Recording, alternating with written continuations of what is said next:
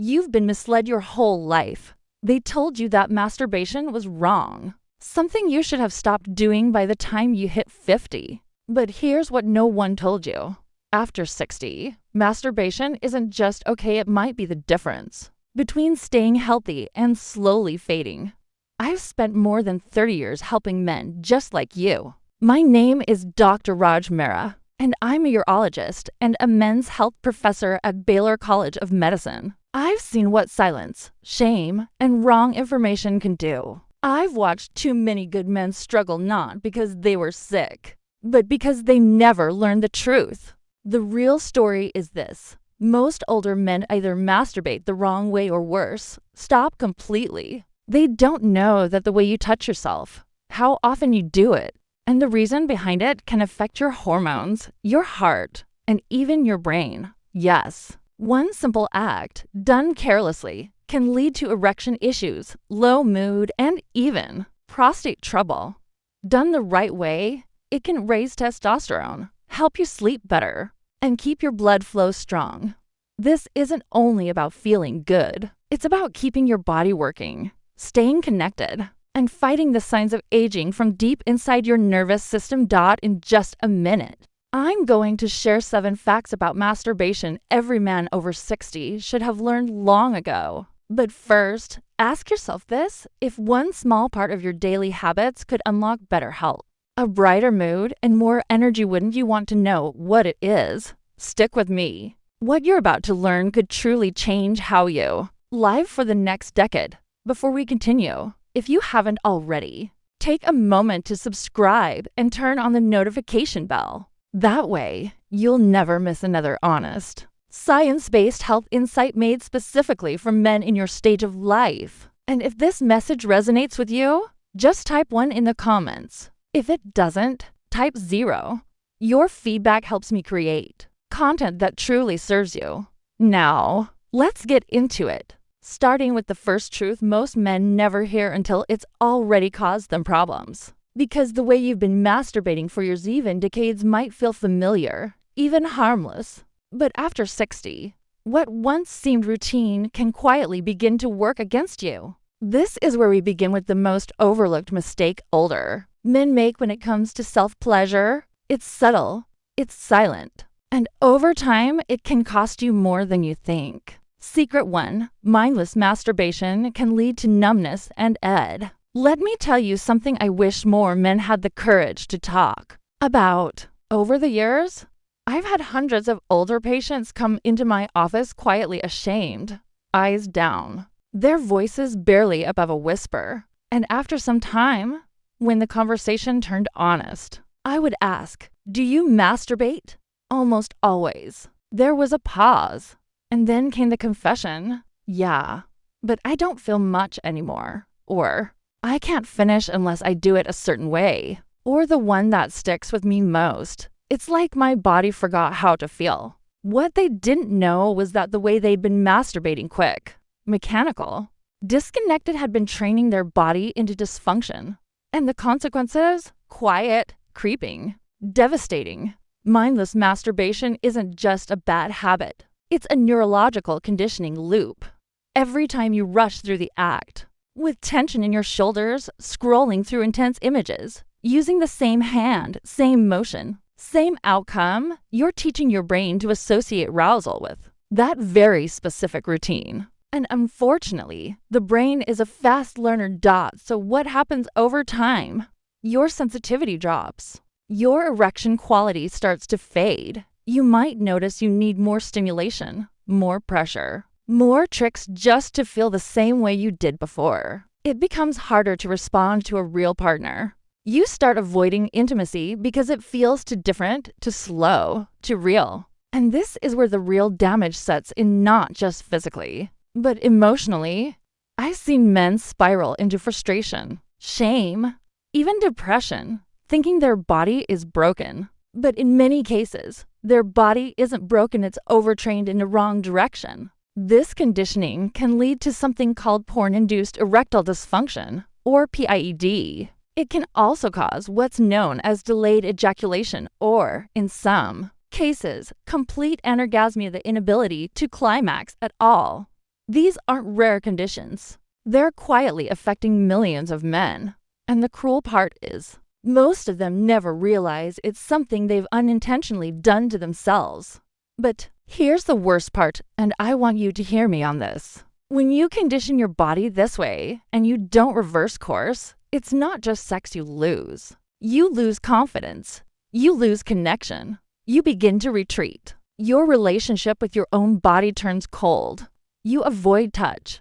You avoid closeness. And for many men, that sense of isolation becomes the gateway to much darker places. Emotional distance, depression, even the early signs of cognitive decline. I've seen it again and again. The price you pay isn't just in the bedroom. It's in your spirit. It's in the way you carry yourself when you walk into a room. It's in the way you stop looking at yourself in the mirror. You slowly begin to disappear. Now, I'm not here to shame you. I'm here to wake you up. Because the good news is your body can relearn. The nervous system can heal. But it takes awareness, patience, and a new way of approaching self-pleasure. One that's slower, more conscious, and more connected not just to sensation, but to emotion. Masturbation isn't the enemy, but doing it without awareness is like putting your car in gear and stepping on the gas without steering. Eventually, you crash. And by the time you notice the damage, the repair can take far longer than you think. But here's something most men don't realize. While mindless masturbation causes damage, there's something just as dangerous hiding in plain sight, something even quieter, even more common. And it's actually praised by society. In the next secret, I'll show you why not masturbating at all after 60 might be the very thing slowly sabotaging your health from the inside out. If you're still here and these insights are resonating with you, just type the number 1 in the comments to let me know you're still with me. Now, let's keep going. There's something important you need to hear next. Secret: masturbation reduces. Secret 2: prostate congestion and inflammation. There's a man I remember clearly from a few years back. Let's call him David. He was 68, proud, reserved, and the kind of guy who didn't like to talk about personal matters. But he came to see me because he was getting up 5, sometimes 6 times a night to pee. He said he felt pressure, fullness, even a dull ache deep in his pelvis. He thought it was just old age catching up. What he didn't expect me to ask was, when was the last time you ejaculated? He blinked at me like I'd asked him something absurd. Years, he said. I haven't had sex since my wife passed, and to be honest, I thought men my age were supposed to stop doing that. That right there is the myth that once you hit a certain number, 60, 70, you're supposed to just shut the whole system down. But here's what I told David, and what I'll tell you now. When you stop ejaculating, your prostate doesn't stop working. It keeps producing fluid, and if that fluid isn't released, it builds up, creating a kind of stagnant reservoir inside your body. That buildup, that's what leads to prostate congestion, inflammation, discomfort, and, over time, real health risks. Your prostate is not designed to store fluid indefinitely, and when it does, it becomes swollen, inflamed, and irritated. That's when you start experiencing urinary urgency, weak stream, dribbling, even pain during urination or ejaculation. Most men chalk it up to aging, but in reality, it's a system backed up and under pressure. Here's where it gets serious. Chronic inflammation in the prostate has been linked to an increased risk of prostate cancer. Now, I'm not saying that abstaining causes cancer, but I am saying that frequent ejaculation helps reduce the inflammatory environment that can make the prostate more vulnerable to disease. And there's more. A large Harvard study followed nearly 30,000 men over years and found that those who ejaculated at least 21 times per month had a significantly lower risk of developing prostate cancer than those who didn't. That's not myth. That's data. But let me bring it back to David. Once we talked, once he understood what was really happening inside his body, he made a change. He began touching himself again, not out of lust or loneliness, but out of care. Slowly, his symptoms improved, the pressure eased, his sleep got better, and more than that, something in his eyes lit up again.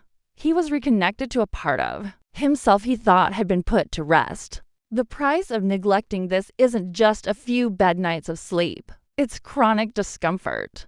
It's medication you might not need. It's surgery down the road. And yes, it could be a higher risk for cancer, all because of a belief that a man your age should no longer claim this part of his health.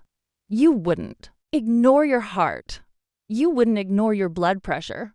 Don't ignore your prostate. Now. What if I told you that the emotional shame men feel around this years of guilt, silence, and discomfort about touching themselves actually makes the physical symptoms worse? Because that's exactly what the next secret reveals. And once you understand the connection between emotional repression and physical decline, you may never look at your body the same way again. Secret 3. Shame around self-touch damages your mental health. There's a certain silence that lives in a lot of older men.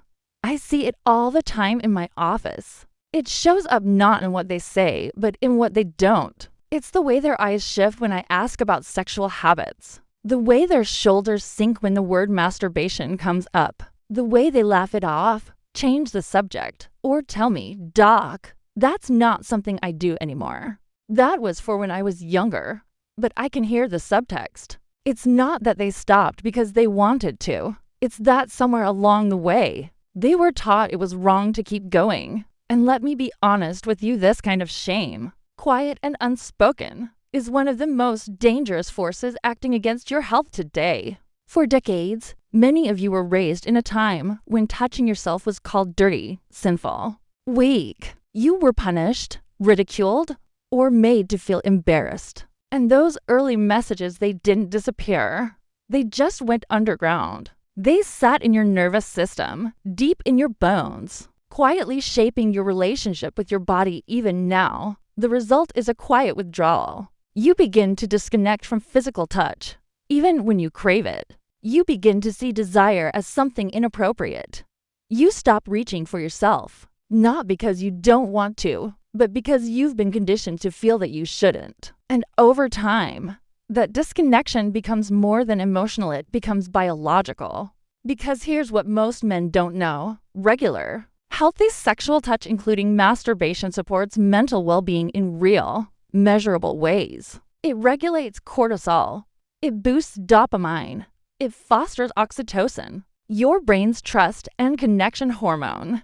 It even helps with sleep, mood, and cognitive function. But shame disrupts all of that. Shame tightens your muscles, raises your stress hormones, creates guilt loops in your mind that you don't even notice anymore. Shame is a stressor, and chronic stress, it's linked to anxiety, depression, heart disease, immune dysfunction, and even dementia.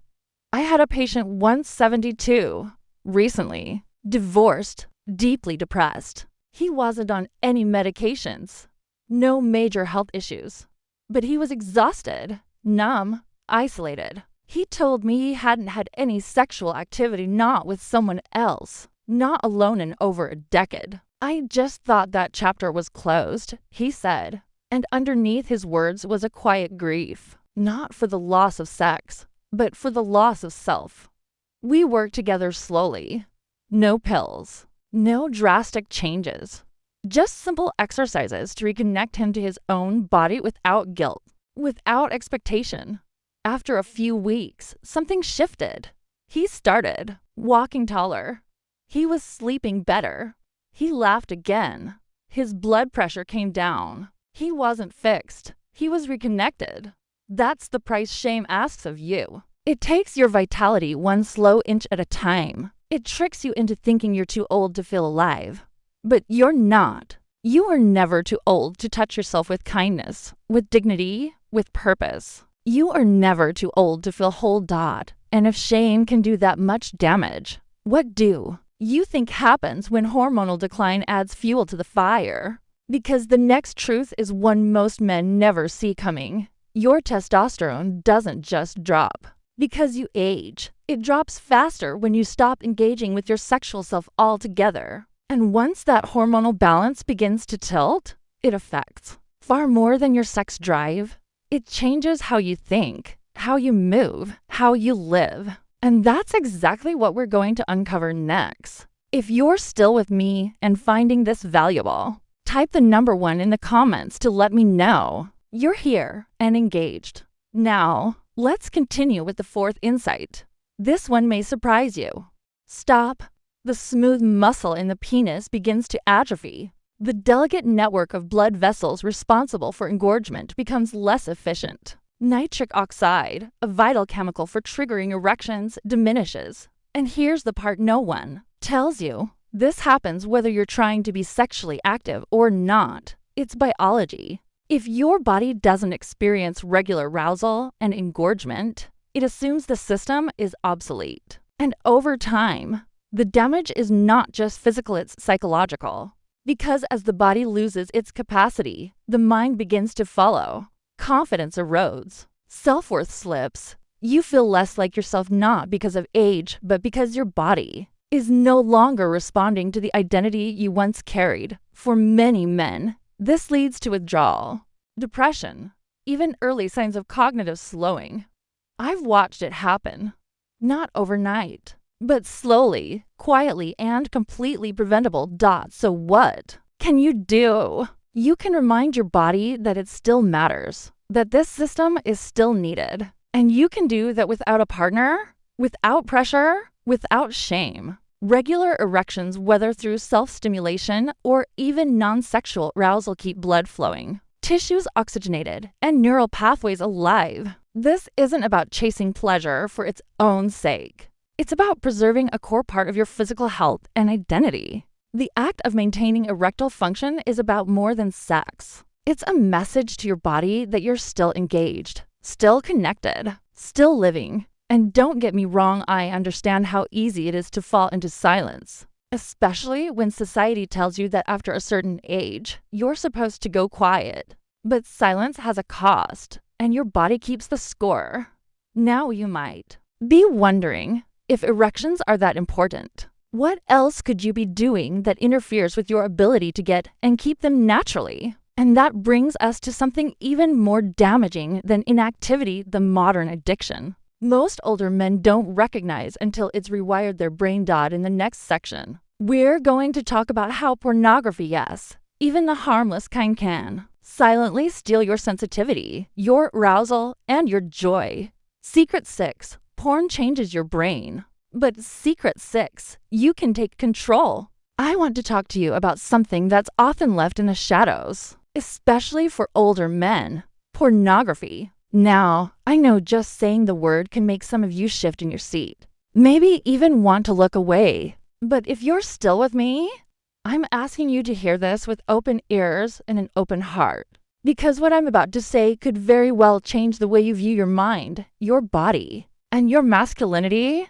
I've had men in their 60s and 70s sit across from me and admit they still watch porn, not because they're obsessed, but because it's one of the few ways they still feel something. Many of them live alone.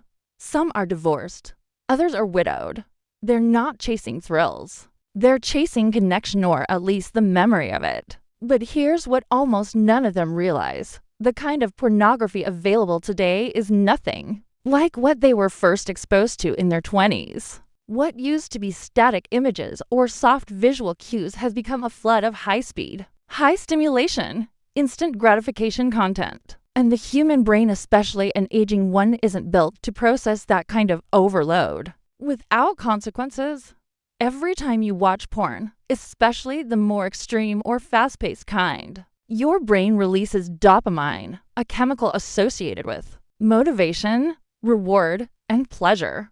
But over time, repeated exposure desensitizes your brain's response to natural stimuli. It becomes harder to feel aroused by simple, real-life touch. You begin to need more intensity, more novelty, just to feel anything at all. That's not just about taste. It's about neurochemistry.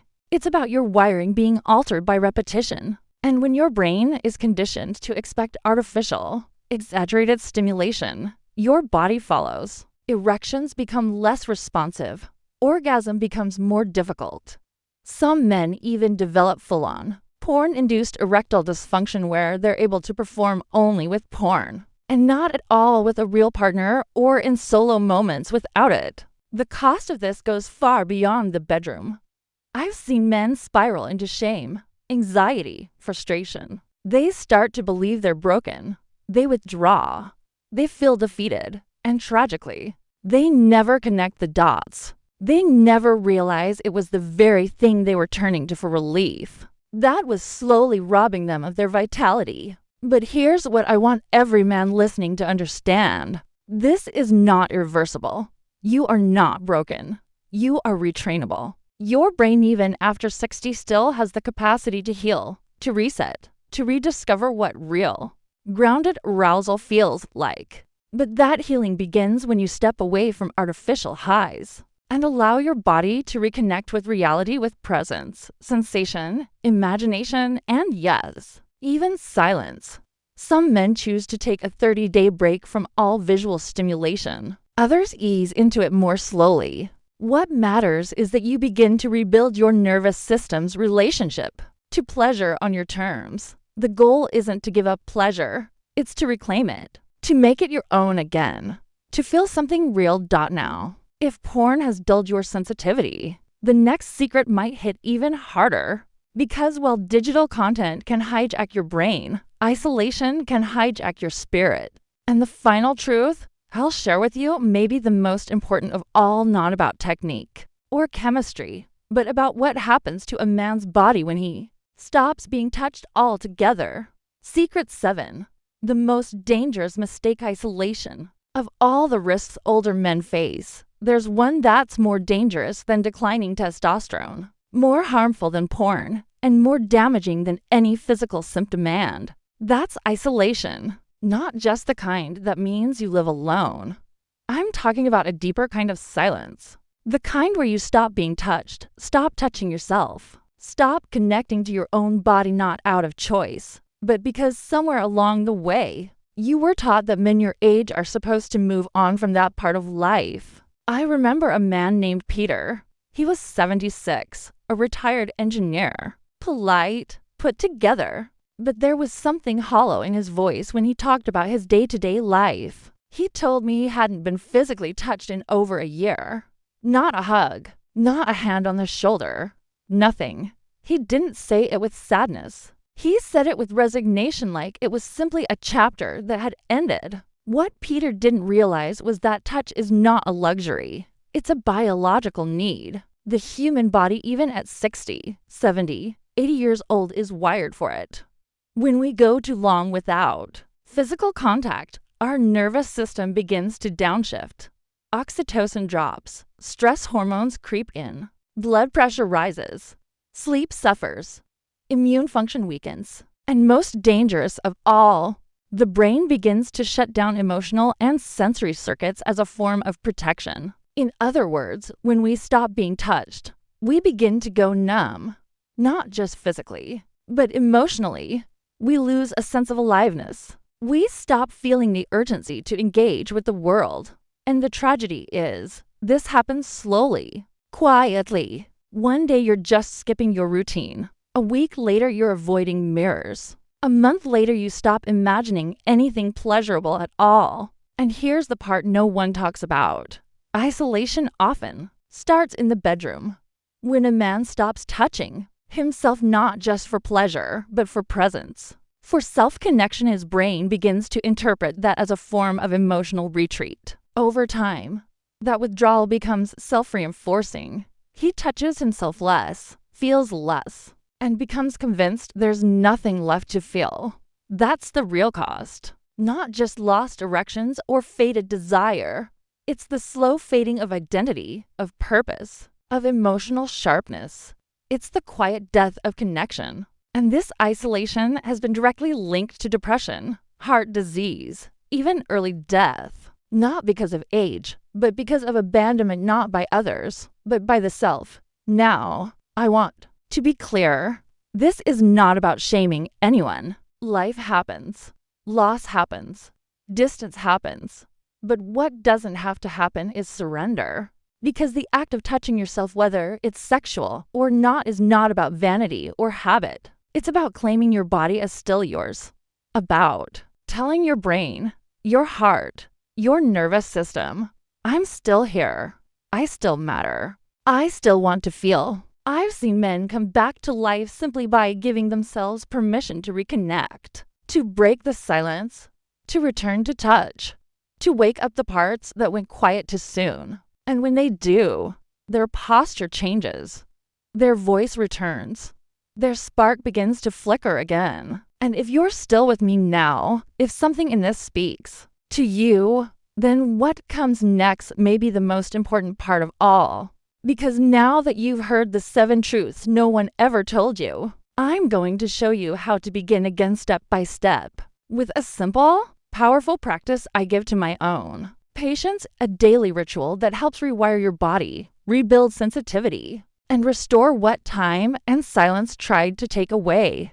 Conclusion: if you've made it this far, I want to take a moment to speak to you not just as a doctor, but as a man who spent decades sitting across from other men, hearing their fears, their regrets, and sometimes their quiet hopes. What we've talked about today isn't just about masturbation. It's about something much deeper. It's about how you relate to your body, how you carry your history, and whether or not you're willing to believe that your life, your sexual life, your emotional life, your physical life isn't over just because the world told you it should be. We started with the truth that mindless masturbation can slowly train your body into dysfunction. That rushing through the motions, disconnected and distracted, isn't harmless. It's rewiring your brain and eroding your sensitivity. We looked at how avoiding ejaculation altogether can lead to prostate congestion, inflammation, and in some cases even increase the risk of cancer. That your body was designed to stay in motion, and when it stops, systems suffer. We talked about the silent poison of shame, how so many men still carry guilt that isn't even theirs. Guilt they inherited from culture, religion, or family. Guilt that has no place in a healthy man's relationship with his own body. We explored how low testosterone isn't just something that happens with age, but something that accelerates when you stop engaging with your sexual self, and how something as simple as solo touch can start to turn that tide. We talked about how your erection isn't just a sexual function, but a sign of vascular health, that it truly is a use it or lose it system, that the cost of ignoring it isn't just in the bedroom, it's in your confidence, your motivation, even your memory. Then we open the door on porn, not to shame, but to explain how it alters your brain's chemistry. That it's not about morality, it's about biology. That what once sparked excitement can, over time, numb you to reality. And finally, we looked at the most dangerous mistake of all, isolation. When you stop touching, stop being touched, stop connecting in any way, the body begins to pull back, not just from pleasure, but from purpose, from emotion, from life itself. What I want you to take away from all this is simple. You're not broken. You're not past the point. And you're not alone. Every system in your body, even now, wants to respond to connection. Your brain still wants to feel. Your heart still wants to open. Your skin still wants to remember what it means to be alive. And that journey back doesn't require anyone else. It starts with you. It starts with a choice to stop shrinking. 2. Stop apologizing for wanting to feel good in your own body. To stop believing the lie that age makes you invisible. You're not invisible. You're still here. And what you do with that matters. So here's what I tell my patients when they're ready to start again, not with pills, not with guilt, but with presence. I give them a simple daily practice, what I call the Golden Protocol. 10 minutes a day, quiet, intentional, respectful time to reconnect with themselves. No agenda, no pressure, just touch, breath, and awareness. For some, it becomes a morning ritual. For others, a bedtime routine. But almost always, it becomes a turning point. Because when a man touches himself with care, not out of habit or desperation, but with curiosity, something shifts. His body remembers. His mind softens. His spark returns, and maybe yours can too. This isn't just about reclaiming your sexuality. It's about reclaiming yourself. And that starts right here, right now, with you.